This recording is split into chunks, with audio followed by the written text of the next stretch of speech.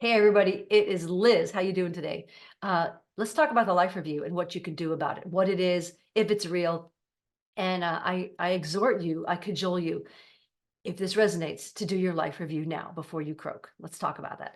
So I make it a hobby to study near-death experiences or NDEs. I've read or watched over 1,000 of them, and I would say 90% of them, the people talk about when they go through that tunnel of light, that they get to this some sort of gallery where they have a life review. Now, let me back that up first because I want to say there's a lot of stuff on the internet too about a reincarnational soul trap and that your consciousness is being stolen, that we're prisoners here, that we're prisoners here on this planet. And that may be true. It might be true. It doesn't resonate with me. And I also think that the energies have changed on the planet. So if there was a soul trap, that it's gone. But you're the boss of your reality. So whatever you think is probably true. So in any case, I do believe that when you croak, your non-physical part of you leaves the physical body and goes up into the eighth chakra.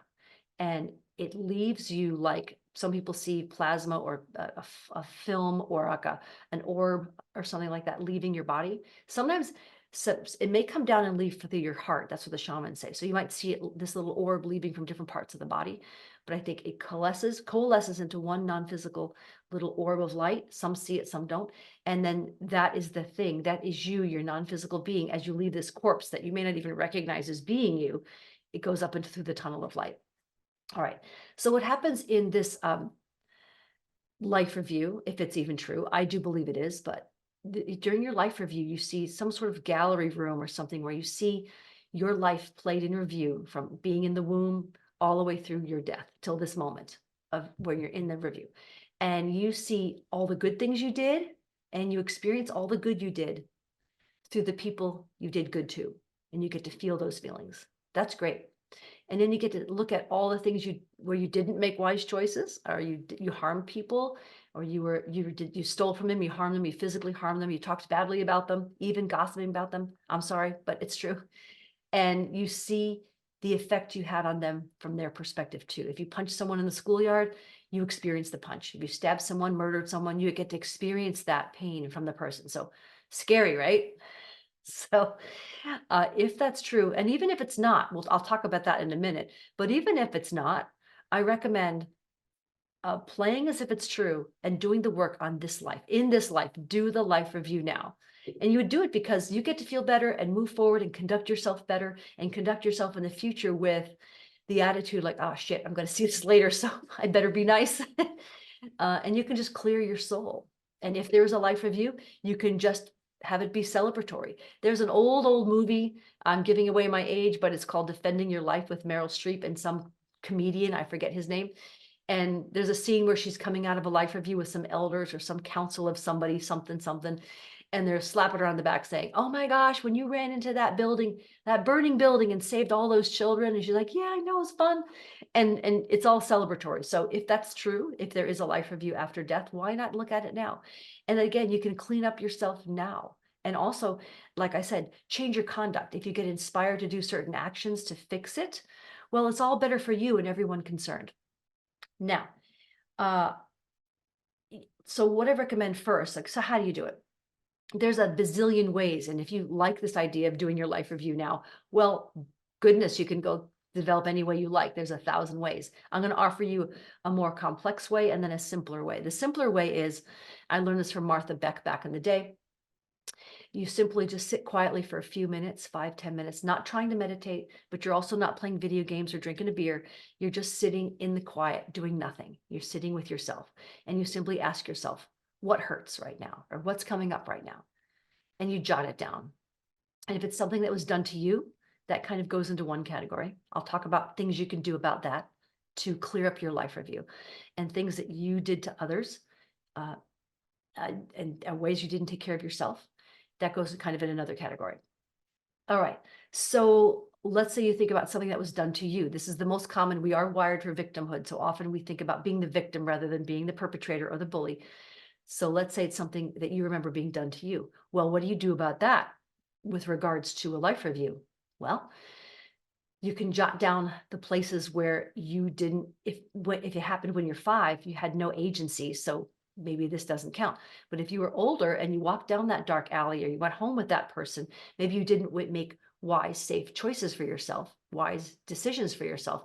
You can forgive yourself for not keeping yourself safe or making a good decision or having a good boundary for your safety and for your happiness. Okay. So you can forgive yourself for that choice and then choose like, well, what changes now? Well, from now on, or now I remember when that happened. Now I'm going to take care of myself. I'm going to watch going down to that dark alley. That's a metaphor for all the things where we did that wasn't safe for us, where we put ourselves in a potential position. Okay. So we take some personal ownership of it, if that's true. And now the perpetrator. You can, if possible, depending on where you're starting, if you're still really angry or depressed about what happened, if there's a way you can begin emotionally moving toward neutrality, if you can't, and what I would recommend is moving toward eventual forgiveness and finding the love and the wisdom in the event, what happened, and the person. Now, I tell people that if I could never forgive him, her for doing the thing and making me do this, well, you can simply start by saying, well, I think someday I might be ready to begin thinking about forgiving that person. So you're starting from way back, if you will, when you can eventually move toward, and next time you visit it, you can move toward maybe more forgiveness. Like, maybe I'll think about forgiving them. And then a week later, you go, forgiving them might not be a bad idea. And then maybe a month later, you go, I just forgive them. Because remember, you're not helping them at all. You're just helping yourself. And that's the important part. They still have their stuff. They still have, if there's karma, they're going to have their karma. They're going to have their comeuppance. They're going to have their payback. They don't get out of what they did. It doesn't make what they did right. They still have all their stuff that they're going to have to deal with their inner work or their afterlife. This is for you to take out the rocks out of your rucksack. And so you're not carrying these emotional burdens, which gives you emotional energy to do good or have fun and have satisfaction and wholeness and sanity in your life. So this forgiveness is for you. Remember that. So you, as you're able, move toward forgiveness, neutrality, and finding the love and the wisdom. Like the love and the wisdom might be like, well, perhaps we all came here to this earth plane with contracts, and I wanted to have the experience of being a little bit abused. I know that sounds crazy, but maybe I wanted this experience, and maybe someone contracted to harm me in this life, and maybe they just have a contract too. So I can forgive them that contract. Like I talk about this when I was more of an uber Christian, I would talk about Jesus and Judas. And if it's true that we come to the earth plane with contracts, who would have contracted to betray Jesus? Perhaps a soul that really loved him. So you can look at Judas maybe as contracting to betray him. If the story's true, I kind of believe it is, but who would contract to harm you if indeed that's true? Someone, some soul, perhaps in your soul family, who really loves you and is willing to take the fall for letting you have that experience. And perhaps you're even trading experience. Maybe you harmed them in another life. By the way, I believe reincarnation is all lived in parallel in the now anyway. It's just we need to experience this 3D reality as if it's past, present, and future. So there's no time and space in energy world, as I say. So you can handle that. Where's the love and the wisdom? And I know that what I'm saying is easy to talk about, and I understand it's difficult to do. I'm not saying this shit's easy, but this is part of your inner work. And if you choose, you could make this your next phase of inner work, is working on your own life review. So that's kind of in the category of people you feel have harmed you or you were the victim. I'd like you to think of yourself as a victor, not a victim. All right. Now, things that you did. Things that you did. This could be a very long list, but you can start with the easy stuff, or you could start with the really bad stuff, and you simply jot it down, write it down, think about it. And you can either sit in that quiet space, either meditative space, or just sit in that quiet space where you're just doing nothing but sitting with yourself in a chair. And you ask, well, what can I do about that now? Can I forgive myself? That's super important, even if you feel like you never could for what you did or what happened. And then you can even ask, is there something I can do about it? Can I write a letter to the person? Can I talk to the person? The person may not be accessible to you. They may be dead, or they may be blocking you. You may not be talking. Maybe writing and sending a letter to them in the physical plane is not the right thing. But you and your guides, or you and source, will figure that out if you sit in that quiet space and ask. You can decide maybe to write a letter and burn it, write a letter and just fold it and keep it hidden away somewhere and never get it to them. I don't always recommend saying things to them. I do think talking in physical reality is important, but sometimes when people come in all strong, especially when they're in a 12-step program and they're in the step where they have to ask for forgiveness, it can be kind of off-putting to the person, like, oh, you're coming at me now because you're in a program and I'm not going to forgive you. You can do that if you feel so led, but you can do it with the spirit conversation, like I described in my last video. You can do it any number of ways. I have an old fart SF cadre buddy who feels like he did such bad things in his life that there's no recompense for the people he did it to. Now he feels like what he's doing now is just trying to be the best person he could be. He spends his days in his retirement helping others all day long. With repair their houses, their kerosene lamps, their cars, their motorcycles, supporting them, giving them rides, honoring others, supporting people at the local pub he hangs out in. So he's been led to do good and kind acts the rest of his life.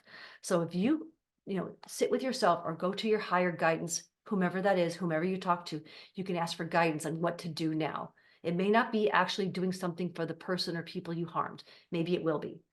I am going to tell this personal story. I wasn't sure if I wanted to tell it, but so when I grew up, when I was 5 or so, my mom, she wasn't in the right state to really take care of us or herself. That's all I'll say.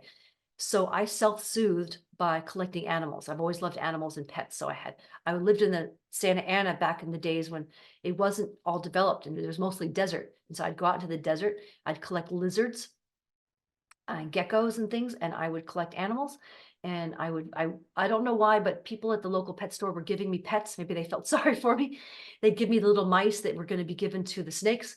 I came home with mice, and I remember I had a bearded dragon, lizard. I don't know where that came from. I had maybe 40 pets. I found every kitten, and my mom wasn't really alert, so I had them all on the patio. And I had like 5 kittens out there.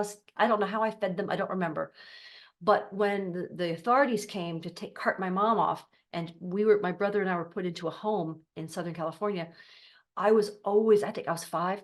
I have always been so upset about what happened to those animals. I was so traumatized by what happened to them. You can imagine what might have happened to them. They might have been dumped, given away, thrown away, destroyed. I don't know. So to this day, I'm kind of freaked out by that. I've processed it a lot, but I know now in my patterns with my pets, I often reach a stage with them where I freak out and think I can't take care of them. They're going to be taken away. I'm going to have to get rid of them. They're going to be dumped somehow. So I get in this little space where I can't, this is my own life spiel, right? My own life, my own deal. And so what I've done is I allow myself to have the animal. It's usually been dogs. And I intentionally find a really beautiful home to give them to before I get to that state where I think something's going to happen and I'm going to be unable to take care of them. That's just a life pattern I've been working on, and I wanted to share it and be a little bit vulnerable today. But so my life review was, and it wasn't my fault. I'm not saying it was, but I still feel very strongly about what happened. So now I set up my life that I try to handle my animals really responsibly and take really good care of them while I can, and then give them to beautiful, wonderful homes. And I still track them. I have, until the animals die, I still track their lives and get pictures and so forth from the people who have them. So that's a vulnerable example of something that happened to me, but I still have that pattern. I can feel the freak out coming, that they're going to be taken away and harm's going to come to them. So I give them away before harm comes to them when they're with me. So that's an example of, working on my own life review of something that happened to me when I was 5. That's an easy one to talk about because it's something that happened to me rather than something that I did. But hey, it's my video. So put in the comments below if you want to try it, have tried it, think about it, whether you believe in the life review or not. And I'm going to love you and leave it. And I'll talk to you soon. Bye.